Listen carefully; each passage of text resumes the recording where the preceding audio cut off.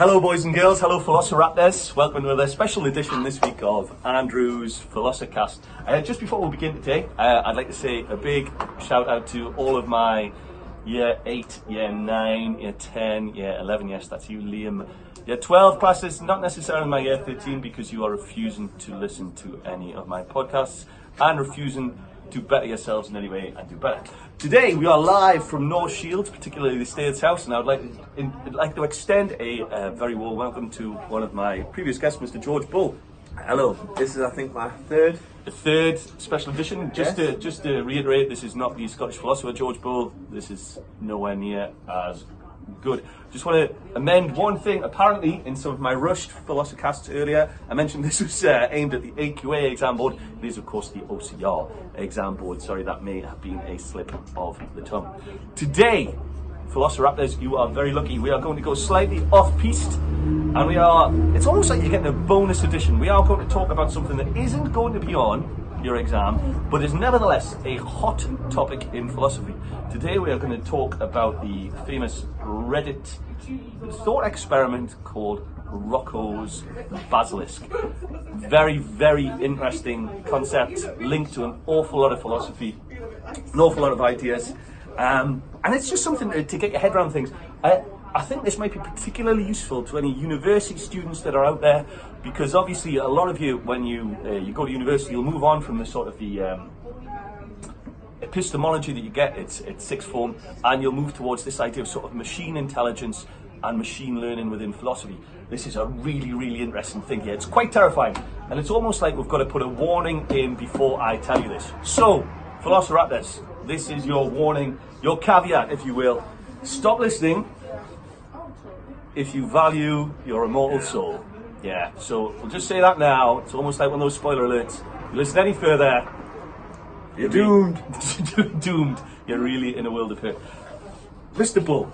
Hello. Would you like to address here? So anybody who's listening now is kind of, you're in it, in for a penny, in for a pound. Would you like to explain to our Velociraptors this idea of what Rokos basilisk is? Okay, well, thank you for having me, Andrew. It's a pleasure. It's a pleasure. I'm glad to be back.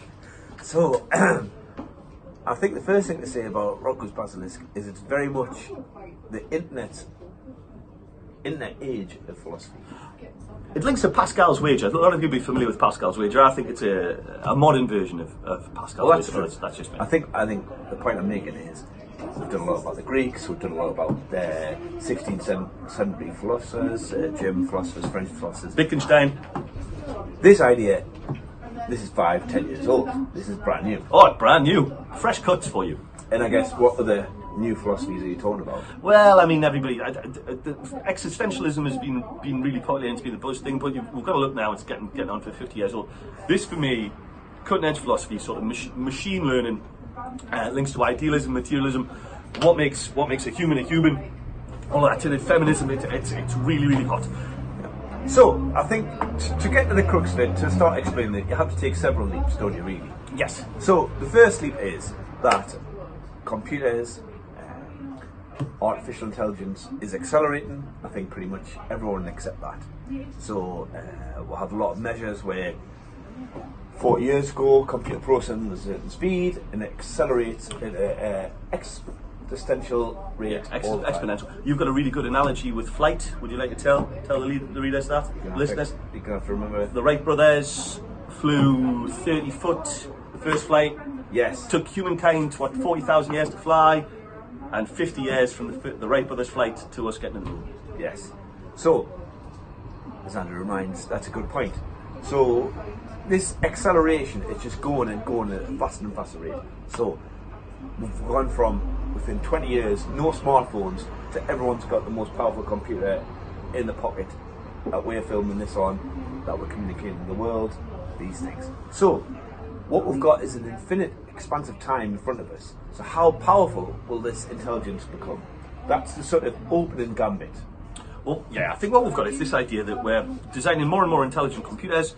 There'll come a point where computers will be able to redesign themselves. That'll be obviously much quicker than human technology allows it. And we've hit this point, Terminator 2 listeners will be familiar with this idea of a singularity in machine intelligence and in machine learning. So to link that to another philosophical point, it would be Laplace's demon. Very good. And So- Descartes does the demon as well, of course. Descartes. So this is sort of heat entropy. So a demon that understands every atom in the universe could deterministically determine everything that's going to happen in the universe. All the hands of cards. Yeah. So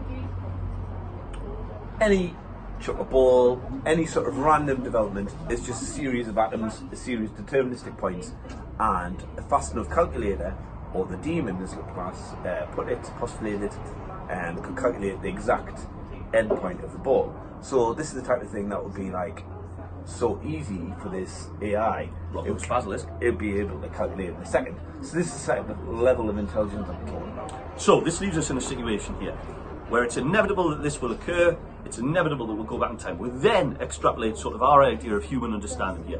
What are humans interested in? Well, we're interested in sustaining our own existence. George is going to talk about this later, in this idea that he doesn't think the machine will sustain its own existence, but we're just going to go along that it will. This basilisk has unlimited power now, and so it's interested in sustaining its own existence. You're left with a choice here, and this is why we're talking about it. Because it's interested in sustaining its own existence, it can go back in time and do whatever and whatever to you. You can either, from this point, dear listener, spend your life devoted to the basilisk, hence earning its favour, or you can just ignore this, which I know my year 13s do. And the rest of you settlers. That was a bit mean, George. You can do that and risk the wrath of the basilisk. But bear in mind, listener dear, at this point you're left with a conundrum here. If the basilisk is all powerful, how do you know that it hasn't already gone back in time, and this whole existence you live in, how is this not a simulation in which it is testing you? At this point you are listening to me now. You may not be sat in your front room, you may be in the simulation of the basilisk, and at this point it's going to decide whether you spend the rest of your life tormented or living high on the hog. I want to link to a few philosophical ideas here. Also, obviously, this is a hot topic. Machine intelligence is really, really big. Asimov is a writer that would associate with this. Famously, he writes I, Robot. Prolific writer Asimov comes up with the laws of robotics and so on and so forth. I just want to drill down here in a sort of a Wittgenstein idea of what we've got here. It was a big guy we talk about. The word robot is obviously the Czech word for slave. Now, when we're talking about robots here being a slave, George, you've got some really, really particular ideas on what this machine would do if it became self-aware. Okay. Would you like elucidate for it, please? Okay. So, if you think about it, you'd act if there was a gain in acting. Okay? So, by definition, you've described the singularity as a point where intelligence is beyond what we can imagine, beyond human comprehension, yeah. Omniscient. All these things are normally prescribed to God. Where is there else for the basilisk to go once it reaches singularity? I would suggest, by definition, nowhere. It has reached the end point at the start. So what value has it got on going past that point?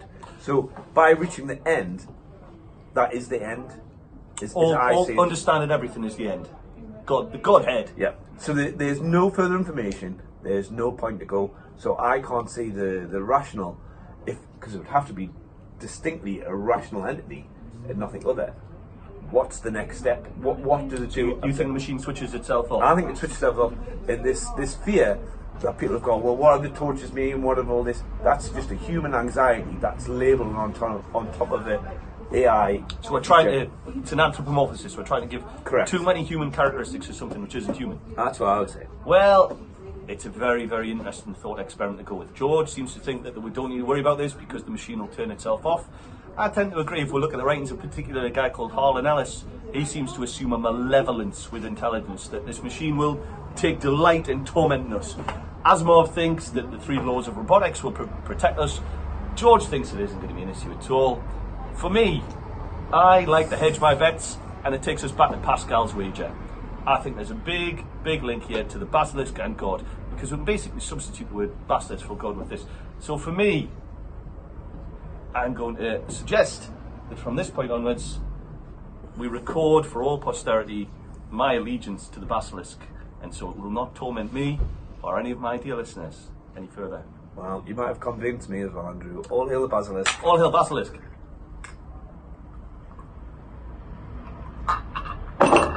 See you next week.